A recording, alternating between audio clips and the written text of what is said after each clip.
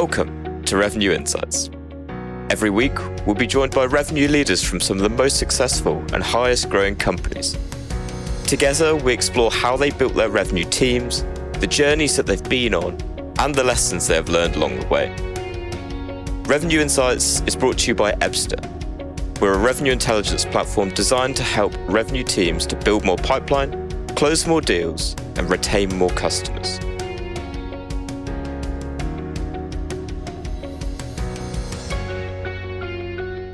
Hello there. You are listening to Revenue Insights.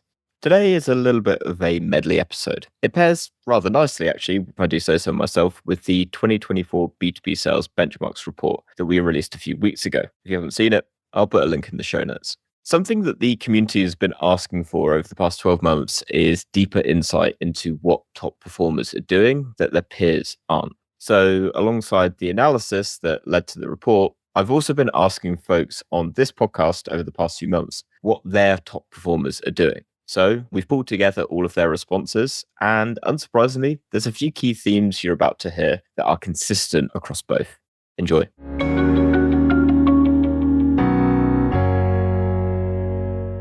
Your sales team, how do you identify what is working from your top performers and then understand what they are doing to be able to, in an ideal world, replicate that for everyone else? And it's the worst is a lot of times your top performer is that lone wolf personality where they've been left alone a lot because they're great. So they don't maybe have the best data. They don't have the best hygiene. And so you're trying to figure out why this person is so good at what they do. You can't really put your finger on it. So what I found is a lot of times you kind of have to ignore that person because they're not going to give you much insights. Plus, you probably don't want to recreate them. So I look at my A players that I can recreate. I want to see the ones that are hitting their quota consistently, people who are following the system that we've prescribed, or at least following it to a point where I can track what they're doing. And then I take a look at a lot of things. Typically, I found that the ones that are doing well is replicating how do they find so many opportunities? Because that's going to be your top thing. You can close half of your opportunities, but if you're only getting a couple a month, then you're still going to fail. You can close them very quickly at a very high average sales price, but if you're only closing one or two, you're going to fail. So really, how are they generating opportunities? And I just gave a presentation at my SKO about this around creating that snowball. And the thing that I'm finding is the reps that do really well, they're typically really good at creating that snowball of past close loss people, demos that they've done in the past that haven't gone well, people they've met at events, different places that they keep in touch with, and they're really good at that prospecting. So they're getting SDR sets if you have an SDR team. They're prospecting net new, which is the grind that everybody needs to do, but they're also keeping that backlog of people warm. And I tell reps that there's this holy grail after a while. It takes work, but there's a holy grail where every month you just have people showing up going, hey, it's time. It's ready. I'm ready. Thanks for talking to me for the last, I'm ready to go. And then they just get these sales. So it's like, why are these reps always starting out? Watch your top reps and see how they pace. They'll always start out stronger than the rest because it's rare to find a good rep that's closes all their stuff at the end of the month or in the quarter. You'll see that they pace pretty well. And I look at those and I look at the opportunities that they've closed early in the month, and it's clear they have a lot of activity on them typically. That's what I see. It's not necessarily the one call closes. It does happen, but it's the ones that have nurtured that pipeline that they have. And that's the consistency that I can go back and I can teach the rest of the reps, or I can help sales enablement teach them if you have a team like that, of here's how to be consistent, here's how to build a pipeline, because that is going to make or break your sales career. And that's the top reps I'm always seeing that they have enough feedstock, they have enough people to talk to. And even the really good ones, everybody has heard about the rep that their manager listens to their call. They're like, they're so good on the phones. They're so good, but I don't know what's going on. 99 out of 100, it's opportunities created. They need to figure out how to prospect, figure out how to get that snowball rolling down the mountain, getting that backlog of people. And that is something that you can recreate in other reps because they can see that pattern and they can recreate it. The lone wolf, which a lot of times is your top rep, I don't know, you just can't recreate that. They're doing something else, let them be, and work on what you can help the masses do.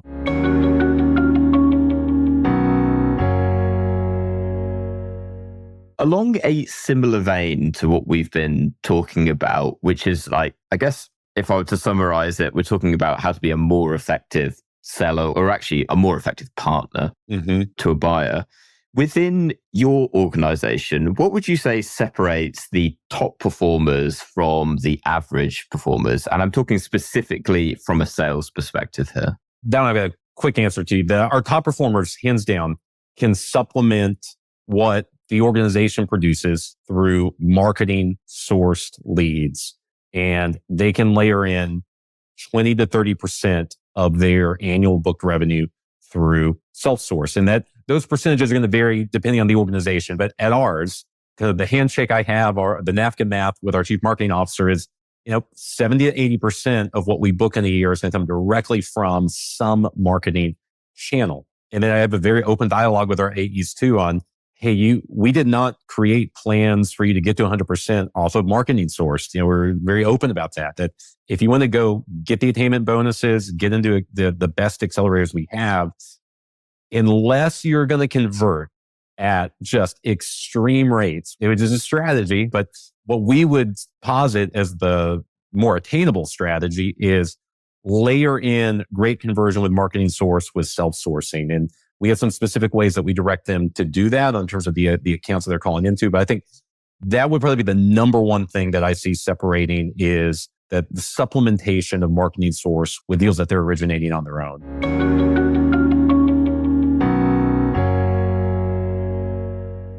What would you say differentiates your top performing sellers compared to some of the others that you're trying to get kind of above the waterline?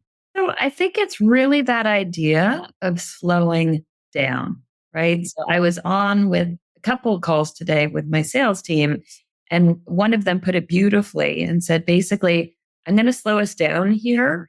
And then he went into really taking the time to understand the need and the why, rather than rushing to the immediate ask, which is very tempting to do because you said you needed this thing and I know I can deliver this thing.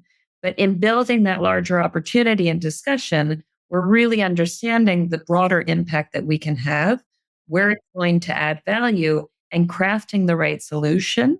Because keep in mind, we've been around for over 40 years. A lot of companies, we're very lucky, come to us and think they know what they want with us. And we can normally do that. But there's usually a much larger opportunity to add value as well, based on what they're trying to achieve, based on areas they don't even know we can help on because we've changed over those 40 odd years. And so I think that's a big part of the premise there.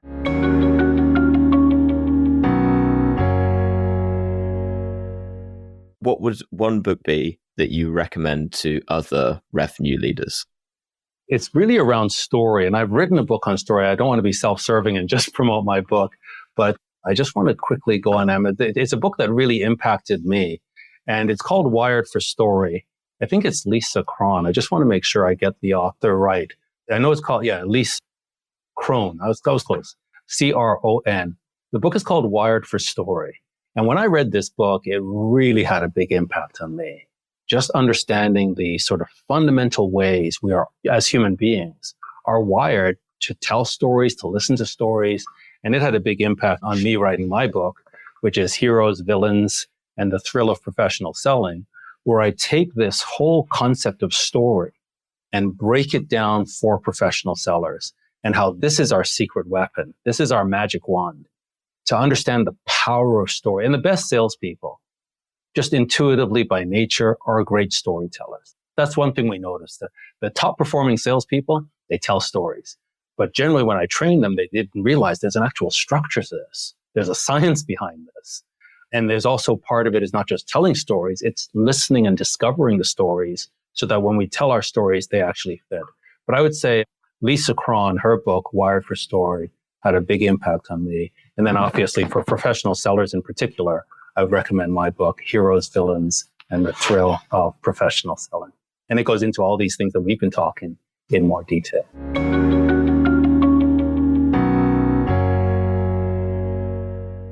I'm interested perhaps to dig into a little bit more around your philosophy. You were mentioning there taking an approach that's genuine and caring and helpful. And that's something that resonates as it's come up on the podcast quite a lot recently. Almost this move away from like efficiency, like treating sales almost as like a machine that can be, for want of a better word, predictable. And we put more in at the top of the machine that churns more out the end. Could you speak a bit more to your philosophy specifically and how kind of that experience is kind of carried through into your career? Sure, you bet. So my general philosophy is some of the things I just talked about. I mean, selling. So people ask me sometimes, like, if you could wave them, someone asked me this a couple weeks ago, if you could wave a magic wand over the world of business, like what would you change? And my answer was, I would completely reset what people think sales is about. Because so often customers and salespeople go through this awkward phase when we're just trying to figure out, do we trust each other? And, and it's something that as sellers, we need to figure out how to overcome. It's a waste of time for customers because they're trying to figure out who should I trust? Who can I really listen to? And so really, if you think about that, I mean, my mission and goal in life is to kind of change the world of sales and to get people to look at, what a seller, I think of selling as the word has all these connotations. Like I'm in sales, I'm selling as though it's something I'm doing to somebody. And that's the part that I think is an error as a mindset. And really, to do it well, you've got to be helping a customer make a decision. We're more in the art of how do I enable people to make decisions with confidence. So I would say like overall, like that's kind of my philosophy. And what I find is, and this is what drove me to doing the concept of what I call selling with simplicity, leading with simplicity, growing with simplicity, that when you apply these simple concepts, that they can help people sell better, they can help companies grow faster. And to me, most importantly, we can create a better experience for our customers in working with us. Now, I want to touch on one of the points you mentioned.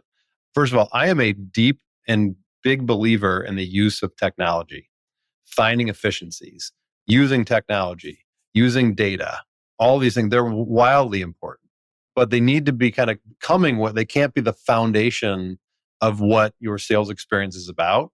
They enable the experience you bring to customers, which has got to be driven by being genuine, wanting to help, being confident in how you carry yourself, being an expert at what you do, using technology to guide people through decisions to help them get to the right answers all on their own, and organizing our time effectively so that we can make the greatest impact. And a lot of those things are little tidbits that I talk about very deeply in my keynote speech, but there's an important marriage of technology and how you just provide a great, genuine customer experience.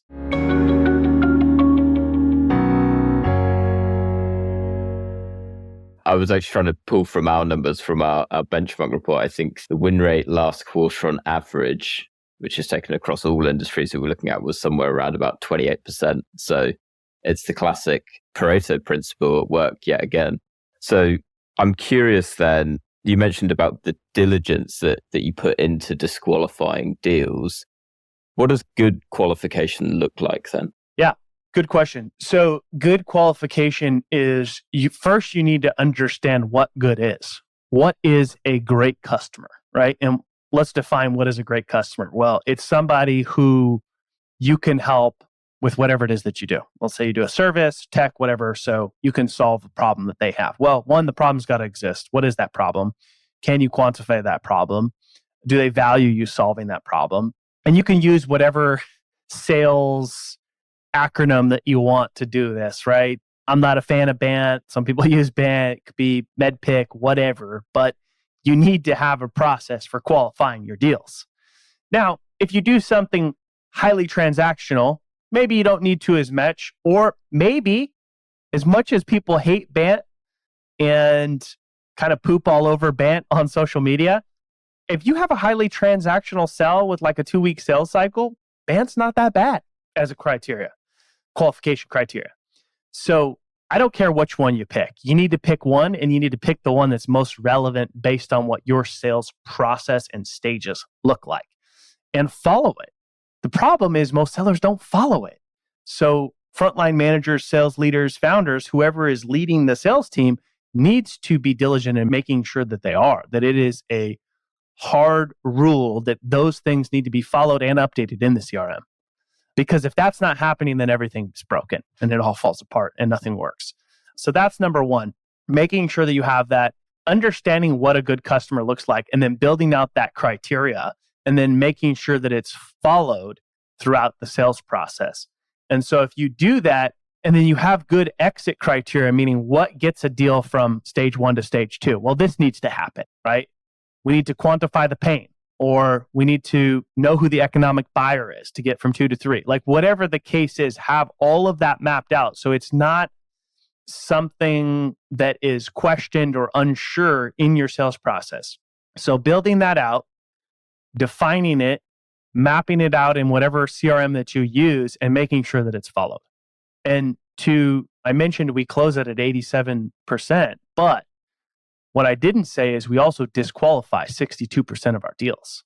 So more than half of the people that we have a discovery call with, we disqualify early. So disqualifying is very important to increasing win rate, and disqualifying early, because if you're not disqualifying early, then that means your sellers are spending way too much time with people that are never going to close or never even become opportunities.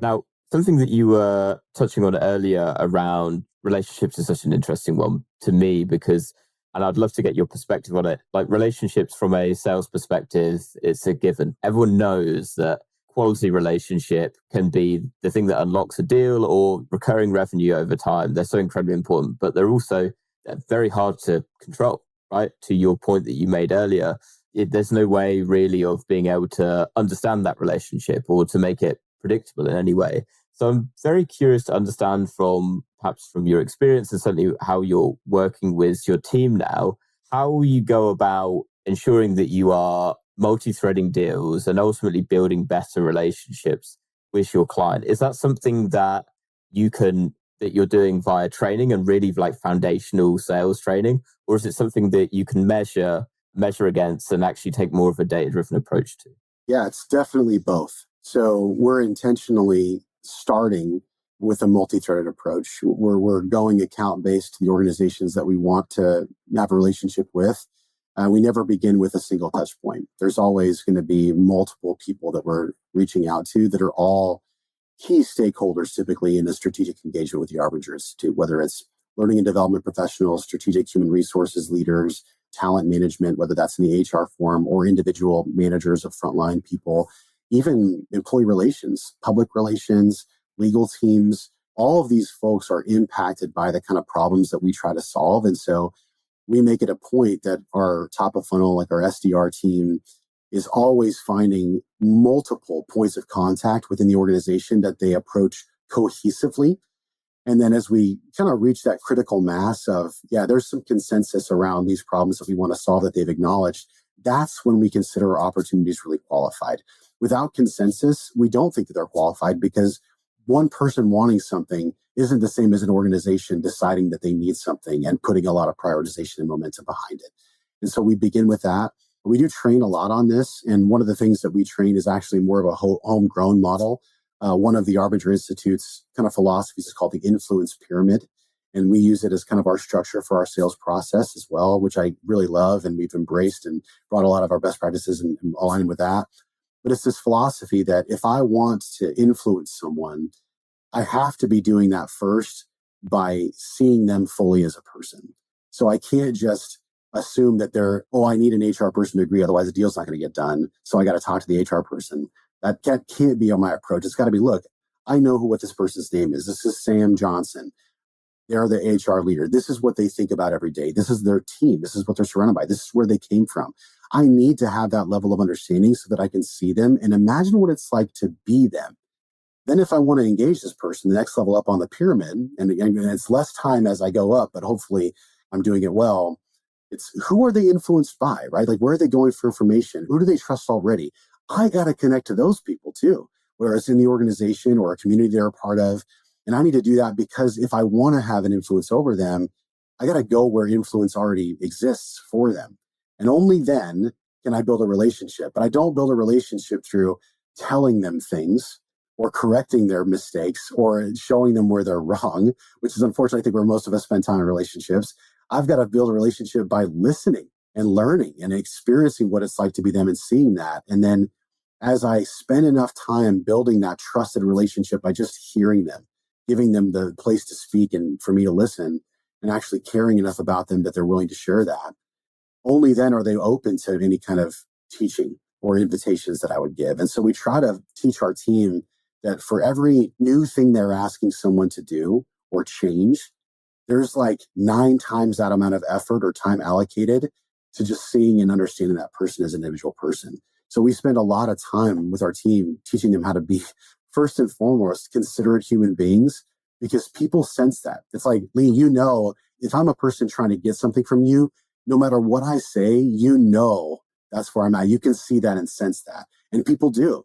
So if I'm coming to you trying to sell you something, no matter what I say or do, that's going to be observed. But if my intent really is, Lee, to help you as a person and to be a positive impact in your life, no matter what I say or do, they're also going to sense that as well. And they're going to be far more receptive to being influenced. And so we teach that and we help our team embrace that as part of our process. Thanks for listening to Revenue Insights. If you want to learn more, subscribe to our newsletter and we'll deliver every episode straight to your inbox. If you have any questions, feel free to connect with us on LinkedIn. Our links will be in the episode notes. See you next week.